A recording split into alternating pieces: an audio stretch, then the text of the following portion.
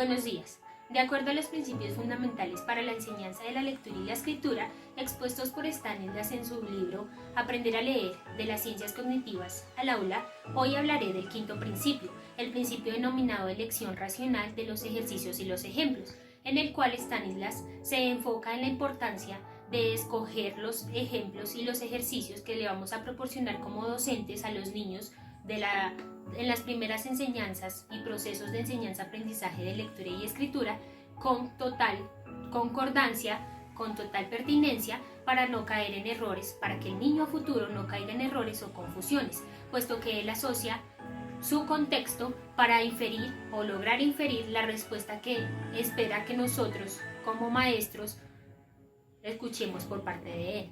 En ese sentido, hablaré de un primer ejemplo. Encontramos el ejemplo A, que se refiere a la concordancia con la enseñanza. Como bien lo dice el título de este primer ejemplo, lo importante es que exista una concordancia entre los fonemas y grafemas que el niño ya tiene conocimiento para así empezar a formar palabras en su proceso de lectura y escritura. En ese sentido, tengo el siguiente ejemplo. La sílaba pa y la sílaba ma son sílabas que inicialmente se le transmiten a los niños cuando está empezando a leer y a escribir. Cuando ya conoce este tipo de sílabas, podemos dar paso a la enseñanza de palabras con el uso de estas sílabas, puesto que si no tiene un conocimiento de esos grafemas y fonemas, ¿cómo podría leerlos? Y es la pregunta fundamental que plantea Stanislas en este quinto principio de los fundamentos especiales o importantes para los procesos de lectura y de escritura. Encontramos la sílaba pa, que bien encontramos como ejemplo la palabra papá, o ma, la palabra mamá. En ese sentido, es importante transmitirle al niño no solo palabras relacionadas con sílabas que conozca con anterioridad, sino a su vez que estén relacionadas con su contexto, como por ejemplo papá y mamá, que son casuales, son palabras que están relacionadas con el contexto diario del niño.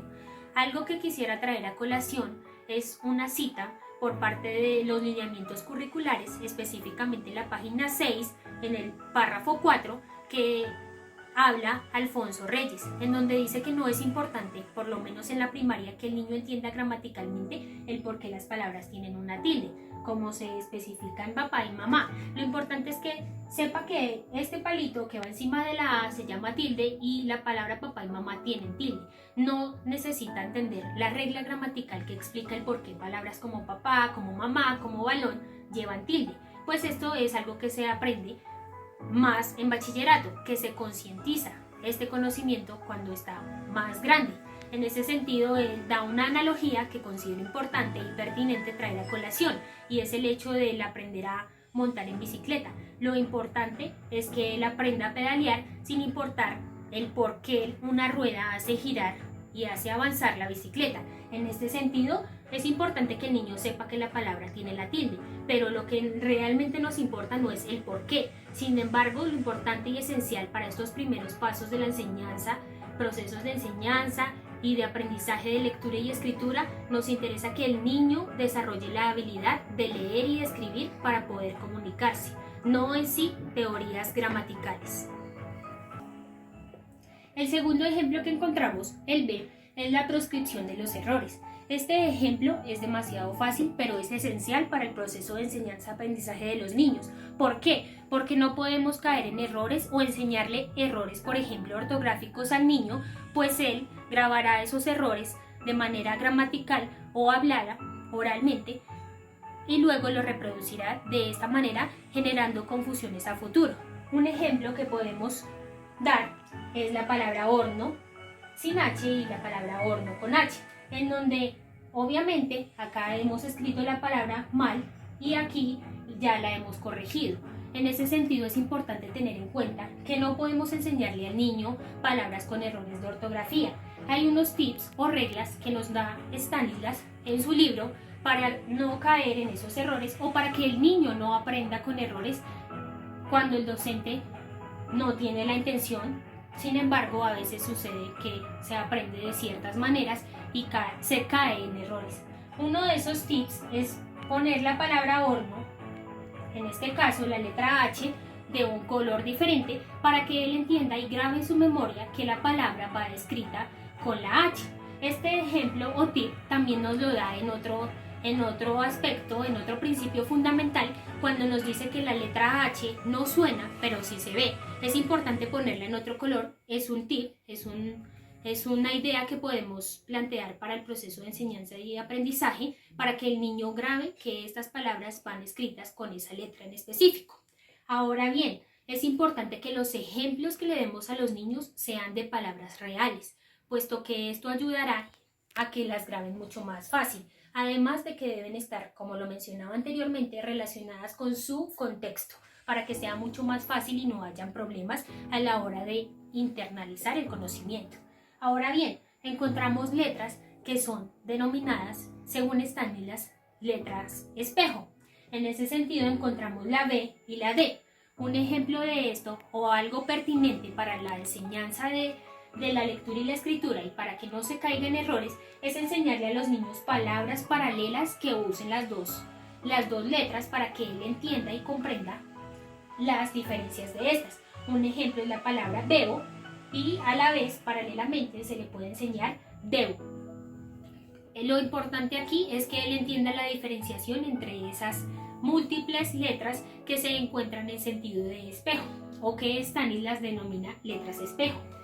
Lobo y lodo es otra palabra, otro ejemplo que le podemos dar al niño para que él no cometa el error de aprenderse las palabras o las letras de manera diferente, lo que comúnmente se denomina dislexia.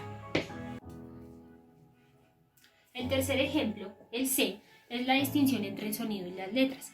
En este aspecto o principio fundamental expuesto por Stanislas, él nos menciona la importancia de enseñarle desde el principio, en las primeras sesiones de procesos de enseñanza y aprendizaje de lectura y escritura, la diferenciación entre el nombre de las letras y el sonido de ellas, para que no haya una confusión. Un ejemplo de este lo encontramos a continuación.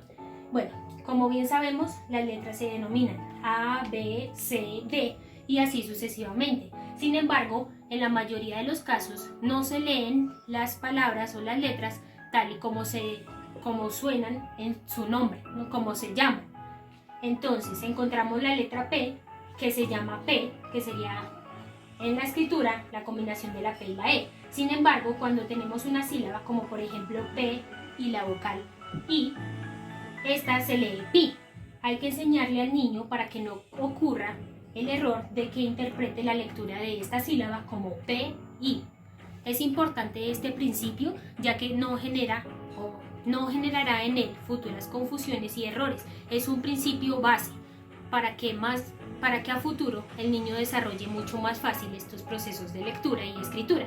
Otro ejemplo es con la letra F, que como bien sabemos se denomina E-F, pero su sonido es un poco para dar otro ejemplo de esta distinción.